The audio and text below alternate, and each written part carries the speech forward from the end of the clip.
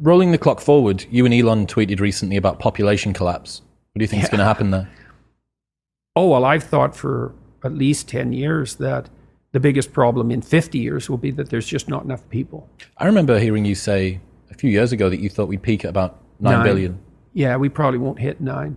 Yeah. And I knew the stats because... Think about how crazy it is to think that we might be living on Earth right now at a time with the most number of humans that are ever going to exist at one time ever.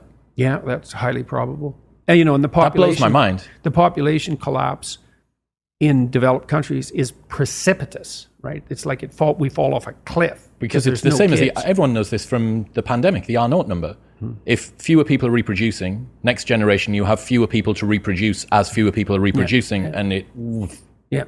And well, I worked on a UN committee, it's got to be 10 years ago now, to help draft the UN Secretary General's report on sustainable economic development. And so I looked at all sorts of things like that. I was very curious, for example, about, because people have been beating the overpopulation drum since, well, it really kicked in the 1960s, because there were dire predictions. By the year 2000, the Club of Rome came out and said, well, there'll be riots and mass starvation and mass movement of migrants and all the things you hear about climate change because there's too many people on the planet. And that just didn't happen at all. That was just that. It wasn't just wrong. It was anti-true. It was absolutely wrong. What happened instead was that everyone got way richer, and the bottom section of the population in terms of economic distribution got lifted out of poverty. Inequality still exists, but that's that power law phenomenon we already talked about. Not that that's trivial. It's just unbelievably difficult to determine what to do with. There are solutions, but certainly getting rid of capitalism isn't the solution. And so I looked at population trends and first of all found, not that this is an act of genius or anything, that as soon as you educate women, the size of family shrinks precipitously, like below replacement. And that's partly because women have other options. That's a huge part. We're seeing this play out. Oh, yes. I mean, all the countries in the West are way below replacement. Korea's way below replacement. South Korea, Japan, way below replacement. Yeah. I think the number one on the planet might be Chad. Chad, the country. In terms of growth? 8 children on average. Yeah, I think Nigeria will have more people in it than China by the end of the century. So, yeah.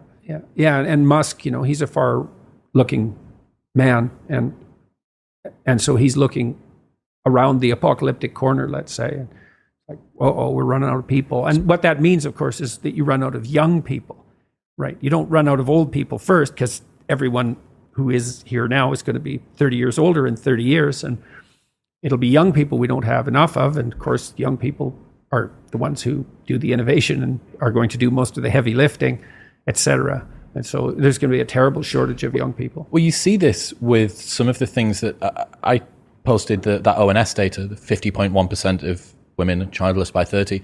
And both men and women are replying to that tweet saying, well, good, there's too many people on the planet in any case. I'm thinking how this NPC midwittery is so dangerous because it makes people believe that they actually have something grounded backing up their claims. Yeah. Well, and this idea that the planet has too many people on it, there's no sentiment more implicitly genocidal than that statement. So what do you mean too many people? Exactly. And what do you mean the planet? And what do you propose to do about that exactly? Mass abortion, is that your answer? Or should we do something a little more dramatic? Maybe we'll just shame people out of having children. And I've seen people do that, literally. I saw a professor when I was at a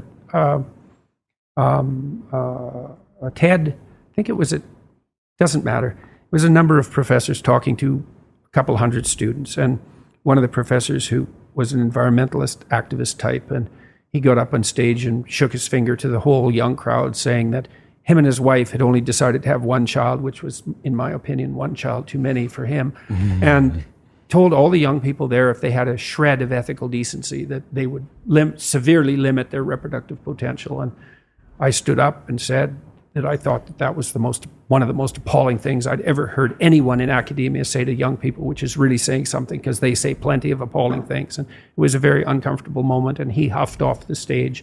But, in a frenzy, talking about how you couldn't talk about such things without being pilloried on ethical grounds. And yeah, that's for sure. You come out as a emissary of the academic establishment. You tell young people that humanity is so corrupt that they should seriously consider not propagating, because that violates the deepest of ethical norms, and you think that's a good thing and that's your right. And it was just beyond comprehension. It's beyond comprehension, but it's associated with like a deeply rooted existential self-hatred. I mean hatred at the level of humanity is like a virus on the planet, that we're a cancerous growth. Alex Epstein calls this human racism. Right. And it's that. Yeah, well, we're a cancer on the planet, unchecked growth, just like a cancer. It's like, that's us, a cancer. It's okay. We know where your heart is located. Because what's the implications for a doctrine like that? What do you do with a cancer? Cut it out. Yeah, that's for sure. Poison it or whatever. There's nothing you don't do to a cancer. So you're going to use a metaphor like that? There's too many people on the planet. You're going to use a metaphor like that? And then you're going to also decide that you're virtuous while you're using it because you're on the side of the planet, whatever the hell that means. So yeah, it's unbelievable. And a huge part of it's rooted in this existential shame and horror at the condition of being human, and the fact that life is rife with suffering, and a lot of it's unjustified. And it's a Mephistophelian position. So Mephistopheles was portrayed in Goethe's Faust.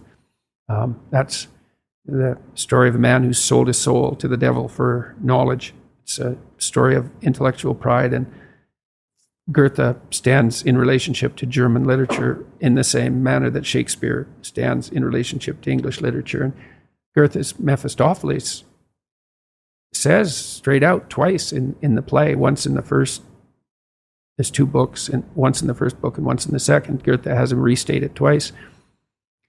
Existence is such a foul thing because of all its suffering, essentially, that it would be better if it was merely annihilated. And that's the Mephistophelian stance. This whole show should just come to a halt. Look at how corrupt people are. Evil reigns everywhere. It's nothing but will to power. We're destroying the planet with our unchecked ambition, all of it rooted in greed and Machiavellianism and jockeying for position. And we're so contemptible that we should just roll up and die. And we should shame women into not having children. And we should shame men so they never manifest any planet-destroying ambition. And it's unbelievably appalling. It goes all the way down to the bottom of things. That's what's tearing our culture apart, this dispute about the nature of existence at the most fundamental level. So, and the universities have come out on the wrong side. What's happening, people? If you enjoyed that, then press here for the full, unedited episode. And don't forget to subscribe. Peace.